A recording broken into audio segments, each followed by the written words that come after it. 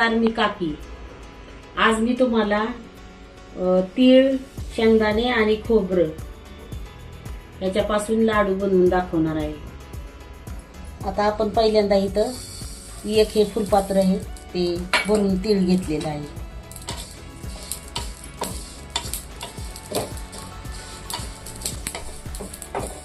तीळ असं चांगलं भाजून घ्यायचं.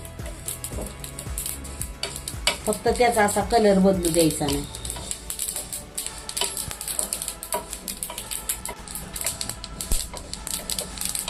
आता हे तीळ चांगलं भाजलेलं आहे. आता हे तीळ चांगलं भाजून तडतडल्यानंतर ना आपण हे एका प्लेटमध्ये काढून घेऊ. त्यानंतर ना त्याच भांड्याने एकसारखं हे एक पात्र शेंगदाणे घेऊ.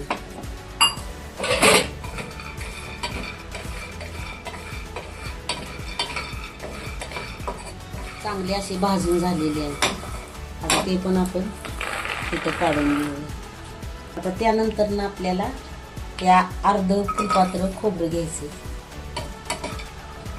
खोबरं पण आपल्याला असं भाजून घ्यायचं.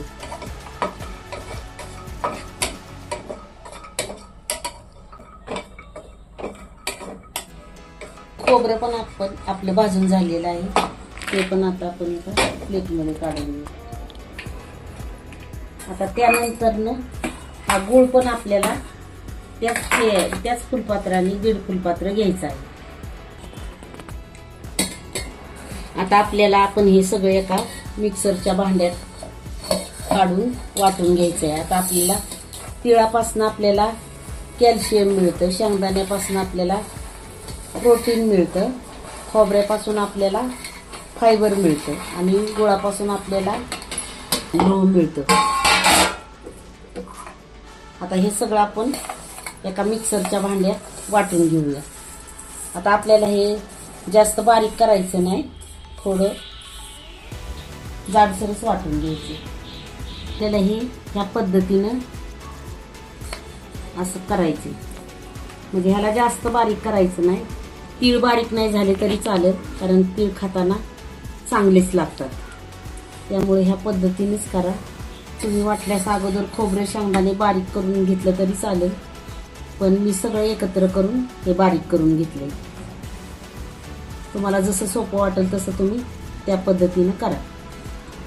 आता ह्यात मी पहिला जो मिक्सर लावला होता त्यात हे तीळ थोडे बारीक केले नव्हते आणि दुसऱ्या मिक्सरला हे बारीक केले. आता हे सर्व मिश्रण आपण एकत्र करून घेऊया.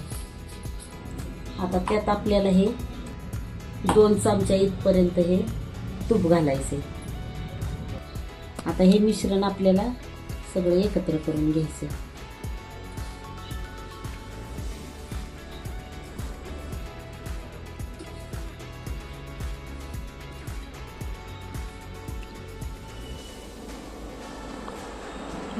आता हे तूप टाकल्यानंतर ना थोडंसं ओलसरपणा येतो ह्याला.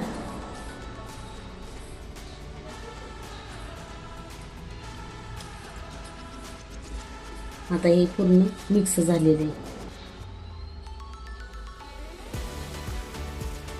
आता आपल्याला ह्याचे अगदी छोटे छोटे लाडू करून घ्यायचे.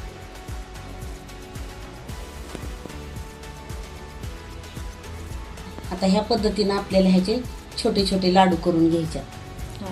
आता हे आपले सगळे तयार लाडू झालेले आहेत.